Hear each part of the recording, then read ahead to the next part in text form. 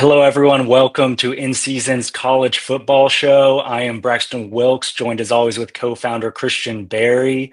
This is our Week 12 edition. We're previewing all 7 games that we've kind of highlighted for Week 12. I know before we kind of get into that, the first game we're going to look at is USF Navy. But before we get into that, I want to talk a little bit and let Christian talk a little bit about some exciting news that INSZN has come out with over the past week and a half. Yeah, absolutely. So last week we unveiled what we're calling in-season AI, which is our internal game prediction model that has around a 74-75% accuracy in picking the outcome or the winner of a particular matchup. This ranks among the highest, if not the highest, game prediction models on the market right now. If you're an in-season insider, you get access to all the games, all the different lines that we have for these matchups. So super excited about unveiling that. We also posted, just for continuity, the historical predictions that we had throughout the season. And so you can go back and look at how we would have predicted different games, different conferences, etc. But yeah, super excited about that. And we can go ahead and jump into the USF Navy game this weekend. Yeah, let's talk about that. So, as you're pulling that up, USF Navy, the spread currently Vegas has Navy at plus 10.5. So USF winning that game, and then 64.5 is the over under, which for most people, you see Navy, you're thinking under. You're thinking Army Navy game. This is going to go under. You're thinking 32, 34 points total of a game. This is not your grandfather's Navy. This Navy is, a high-powered rush offense. So let's talk about that a little bit. Tell me kind of what you're seeing from the get-go. Sure. So we'll go ahead and look at, since you brought up Navy's offense, we'll go ahead and look up what they've been able to produce this year. They're producing about 305 rush yards per game, only 134 passing yards per game. While USF is only allowing around 100 rush yards per game. So this is going to be definitely that matchup we see of the offense versus defense, kind of on both sides of the field. If we look at SP Plus rankings, Navy ranks 31 SP Plus offensive ranking, which I have to think is one of their highest that they've ever had, because they're usually a defensive first team, putting the ball on the ground, low scoring game, eating up a lot of clock. But this is a different Navy team, as you said, from previous years. If we look at USF, they're 16th in SP Plus offense and 60th in SP Plus defensive rankings. So again, this is going to be kind of the offense versus offense matchup and seeing what the defenses can even hold up against one another. I know that USF is going to score. They having the 16th best SP Plus offensive ranking this year, having Byron Brown as their quarterback. They've put up a lot of points this year. They've had some really good wins. Navy hasn't faced that tough of a competition, that tough of an opponent schedule this year, but still 7-2. If there's anything you want to look at in particular here, I'm happy to kind of take a little bit of a deeper look into it. Yeah, no, I mean, one thing I wanted to point out initially was just that, Tuesday night, the college football playoff rankings came out. I guess the latest one. The committee had USF one in the top 25 at number 24, but also as the top G5, that group of five, or I guess with the Pac-12 group of six team that would be in the playoff, have that automatic bid. Absolutely. If they won the conference. It seems like the American is going to be the conference that gets that fifth champion in. But I wanted to just talk about, USF right now in the driver's seat. Obviously, it's going to come down to kind of big games like this coming down the stretch, and then really what it looks like a matchup against North Texas in the American Championship game.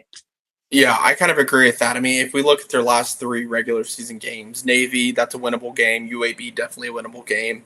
And Rice, a definitely winnable game. So, I mean, I predict that, USF is going to finish the season just with 2 losses, one to Miami, which is considered probably a very good loss for USF, and one to Memphis, which is a little bit questionable in terms of, the quality of loss that they face. But I expect them to be in the American Championship game this year. If we kind of look across the board, very high scoring offense that USF has.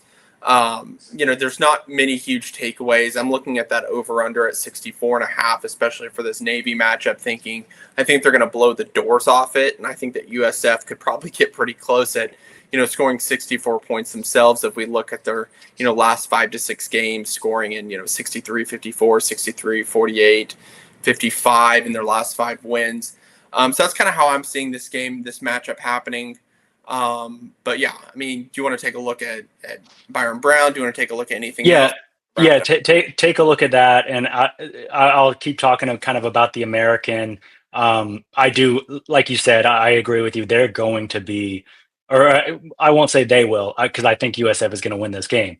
Yeah. But the winner of this game, just looking at both of their schedules, each of Navy and USF only having or I guess USF only has 1 loss in conference, but really the winner of this game is going to probably be one of the 2 teams in the American Championship game. So the other one looks like it's probably going to be North Texas with the 1 USF loss. But I was kind of wanted to talk about Byron Brown because we've talked about him a little bit, but he's phenomenal. I mean, he's been phenomenal all year. Yeah. I mean, just taking a look at his headline grades, which is kind of how we evaluate all the different positional players on what I consider their best 7 to 8 attributes that describe who they are. Look, he's, I wouldn't necessarily call him a huge dual threat quarterback, but you rarely see quarterbacks with both A grades in passing and rushing. And overall being an A+ in total offense, which is kind of attributed to his passing and rushing ability. He's very efficient on the deep ball and the medium pass. When he's blitzed or pressured, he's around average, a little bit above average. But I mean, overall, if we look at his QBR throughout the season, a little bit of volatility there. But overall, a really excellent quarterback, a highly accurate quarterback as well. So he's not doing a lot of, turnover-worthy style plays. When he throws an interception, but it's not necessarily kind of attributed to he's always throwing, these heaves up, especially in kind of the deep ball, where you see a lot of these picks happen for some of these top quarterbacks. So I think he's a very complete quarterback. I think he'll, have no trouble against the Navy defense, and I think he'll kind of continue what he's been able to do the last few weeks, protecting the ball, throwing a couple touchdown passes, maybe getting a couple on the ground as well. Yeah, and kind of just to your point, looking at QBR and the games that he's put up so far this year, really anytime his QBR is below 80, is when they lose the game. And it's interesting, Miami obviously has a good squad. They've faltered as of late, but a very good team. Memphis, a good team in the American, who, as of last week, still looked like they had a fighting chance to get into the playoff. I don't know about anymore. But yeah, no, very, very, I guess the key to the game, if you're Navy, is kind of, control the game clock by running the ball and having sustained drives, and then find a way to stop Byron Brown. Just looking at his overall stats, his headline grades, all of that.